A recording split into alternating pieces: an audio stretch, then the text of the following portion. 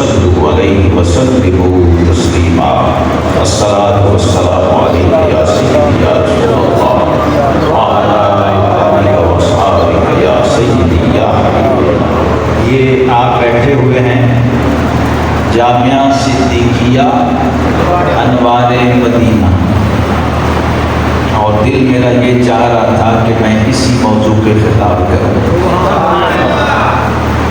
Time چونکہ نہیں ہے تو اس میں سے میں تھوڑا سا لنگر صدیقیہ پیش کر دوں گا۔ بعض دفعہ بندہ پہنچا ہوتا ہے ایڈریس پہ تو پوچھ رہا ہوتا ہے یہ ایسے رہتے نہیں، حاجی صاحب ادھر ہی کھڑا ہوتا ہے کہ گیٹ کیا تو وہ ایڈریس پوچھ رہا ہوتا ہے کہ نہیں؟ درود پڑھ لو تاکہ میں چلے آگے پڑھو سارے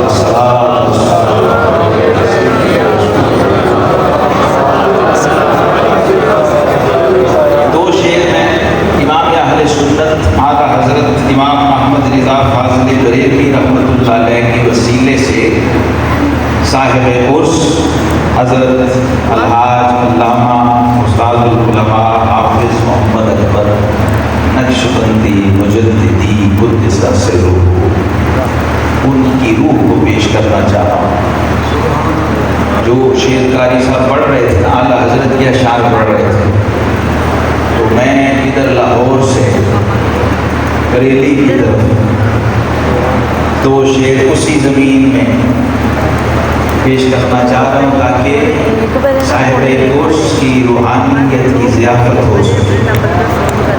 انہوں نے تو دیکھو برزخ میں بیٹھ کے بھی ہماری ضیافت کی، اور اس نوجوان نے جو اپنے نانا کا تعارف کروایا ہے، لوگوں دھیان سے سنو، یہ کانے کا نواسا اپنے نانا کی شان ایسے بیان کرتا ہے تو میں سوچ رہا تھا جب امام حسن مجتبی شان رسول اللہ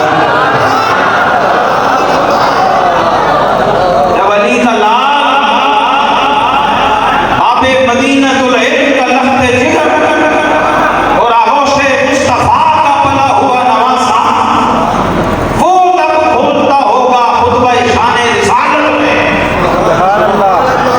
تو کیا کیفیت ہوتی ہو جنہیں ہم یہاں بیٹھ کے کہتے ہیں کہ تو ہے عین نور، تو جب وہ نور نور کی شان میں نوری خطبے دیتا ہوگا تو کیا کیفیت ہوتی ہے۔ آئے اب میں نے چھوڑ دیا سارا سلسلہ جو میرے ذہن میں تھا، میں چاہ رہا ہوں اب براہ راست لائیو جو سنی عقیدہ ہے، سنی عقیدہ لائیو ہے، ریکارڈڈ نہیں۔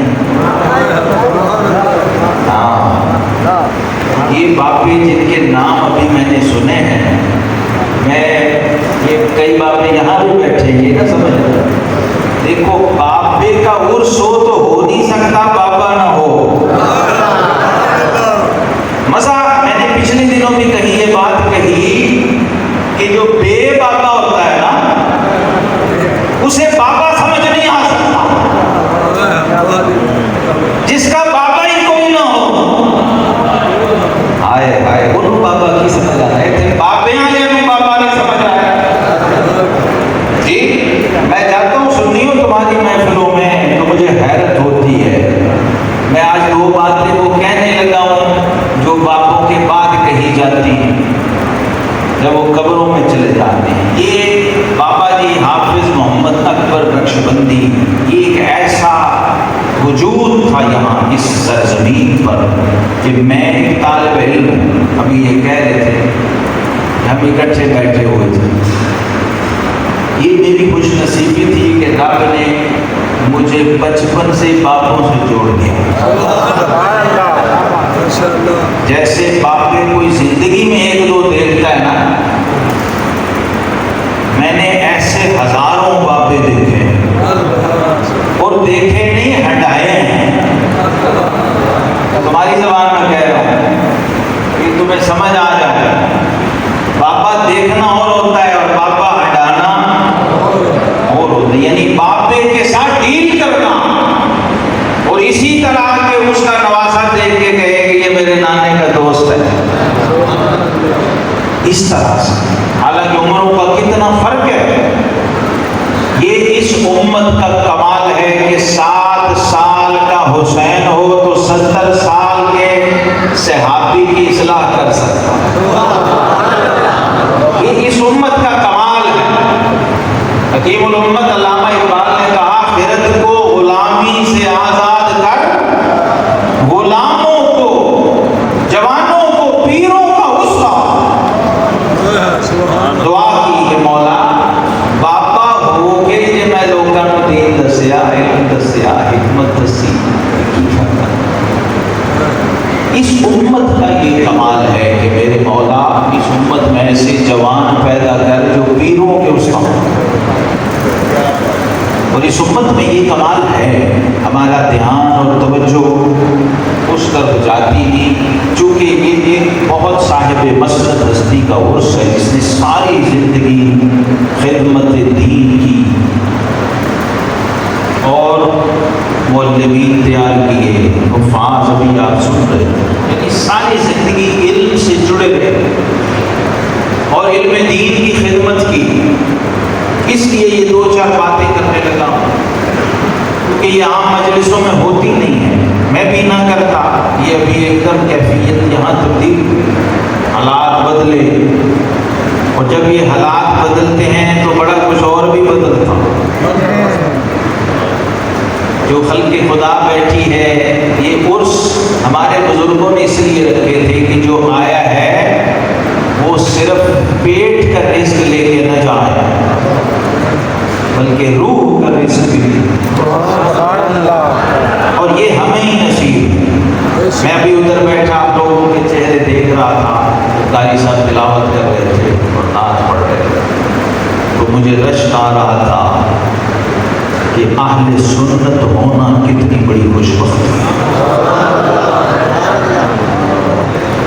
1000 سال کے مجدد، ہم سب کے پیروں کے پیر حضرت امام ربانی سیدنا مجدد الفسانی الشیخ احمد سرہندی فاروقی رضی اللہ تعالیٰ عنہ، آپ فرماتے ہیں کہ ہمارے امام سلسلہ نقشبندیہ کے بڑے امام حضرت خواجہ عبید اللہ احرار رحمۃ اللہ تعالیٰ علیہ، وہ فرماتے ہیں کہ اگر اللہ ہمیں ولایت کا ہر کمال دے دے، روحانیت کی ہر منزل ہمیں نصیب ہو جائے اور عقیدہ اہل سنت و جماعت نصیب نہ ہو تو ہم خسارے اور گھاٹے میں.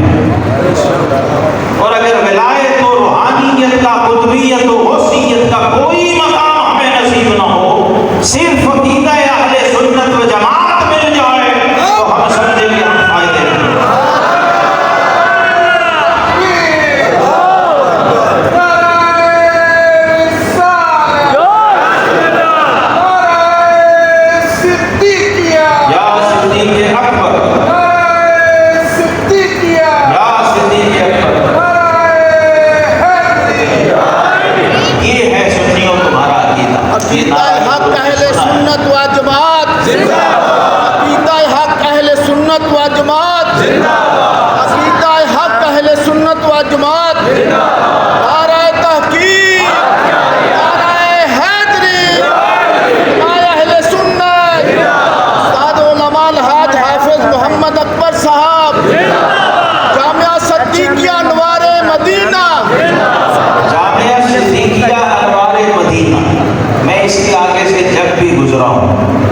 کئی ساتھی بیٹھے ہیں اس طرف مجھے بلاتے رہے بابا بلے شاہ کی ندی، یعنی اندازاً میں ابھی سوچ رہا تھا تو 20 سال میں یہاں سے گزرتا ہوں.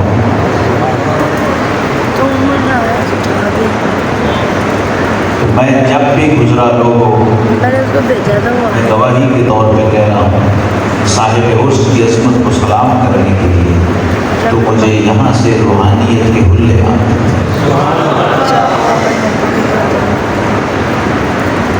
جب بھی گزرا تو یہ نہ سمجھو کہ ولی صرف مزار میں ہی ہوتا ہے. یہاں تم لوگ اٹک گئے، یہاں پھنس گئے.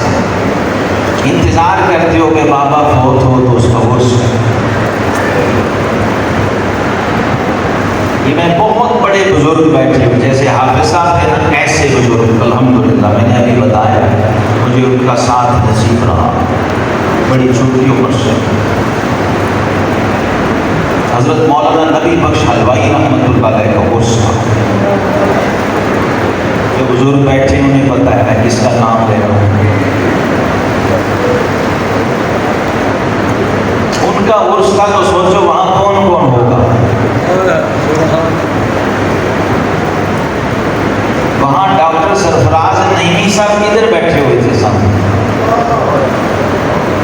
سوچ لو۔ یہ دلی گیٹ لاہور کوتوالی والی مسجد پہلے زمانے میں کہتے تھے اس کو، جہاں آپ کا مظاہر ہے اس وقت، وہاں عرس ہو رہا تھا ان کا، اور بڑے بڑے بزرگ تھے، بڑی بڑی جلیل القدر ہستیاں تھیں۔ پھر حضرت مولانا ضیاء اللہ قادری صاحب رحمۃ اللہ علیہ سیال کوٹ والے، ان کا عرس پہلا ہوا وہاں وفات کے بعد، کیونکہ ان کا بھی بڑا تعلق تھا حضرت سے۔ ان کے جو حلقے کے لوگ تھے وہاں بیٹھے علماء سارے بیٹھے تھے، اور وہ جو لوگ بیٹھے تھے وہ ایسے ہی بابے تھے جن کا عرس ہوتا ہے۔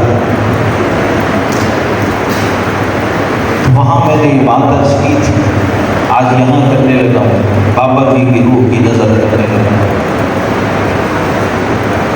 حضرت خواجہ بہاؤالدین زکریا ملتانی رحمۃ اللہ علیہ کا یہ فرمان، میں نے اپنی طرف سے نہیں کہہ رہا۔ آپ نے ایک بار لوگ بیٹھے تھے تو آپ نے یہ صوفیاء کا اولیاء کا انداز تربیت ہو، سوچیے ان کی محفل میں کون کون بیٹھا ہوگا۔ غوث العالمین شیخ الاسلام خواجہ بہاؤالدین زکریا ملتانی رحمۃ اللہ علیہ، شاہ رکن عالم کا داتا اور مخدوم جہانیہ جہاں گش کا داتا پیر۔ آپ نے فرمایا لوگوں، سوئے شیر سے جاگتی بلی بہتر ہوتی ہے۔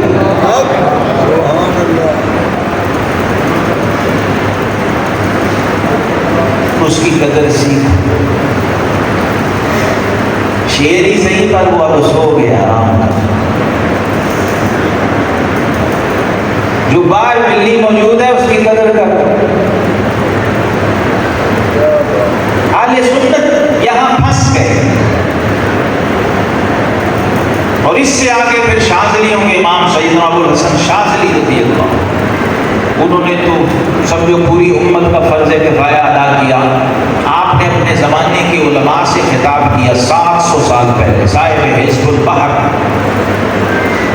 امام شاذلی قدس سرہ العزیز اپنے زمانے کے علماء سے کہا کہ تم بنی اسرائیل کے لوگوں کی طرح ہو، بنی اسرائیل کے علماء کی طرح، جو انبیاء سابقین پر ایمان لاتے تھے اور سامنے موجود نبی کا انکار کرتے تھے،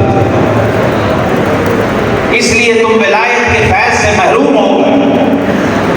حالانکہ امت کے اولیاء کا اس پر اجماع ہے کہ ولی ہونے کے لیے ایمان کے بعد پہلی شرط اہل سنت و جماعت ہونا ہے۔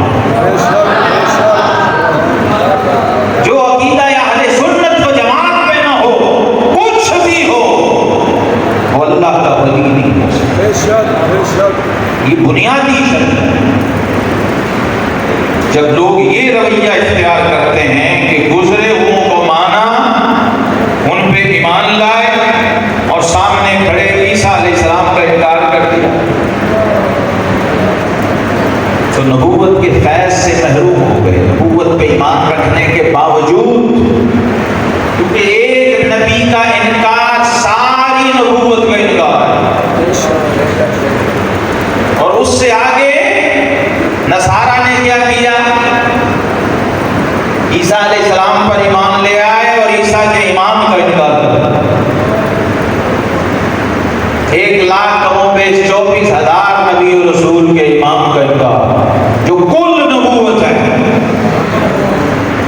جس کا وجود 1,24,000 نبی و رسول کا وجود ہے، وہ ایک وجود حسن یوسف دم عیسیٰ ید بیضا داری آنچ خوباں ہما دارند تنہا۔ سبحان اللہ۔ پھر آپ محروم ہو گئے ایمان رکھنے کے باوجود۔ پچھلے نبیوں کو، مزاروں والے ولیوں اور نبیوں کو مانا، اور جو موجود ہیں ان کے مرنے کا انتظار کیا کہ جب فوت ہوں گے پھر ان کا عرس کریں۔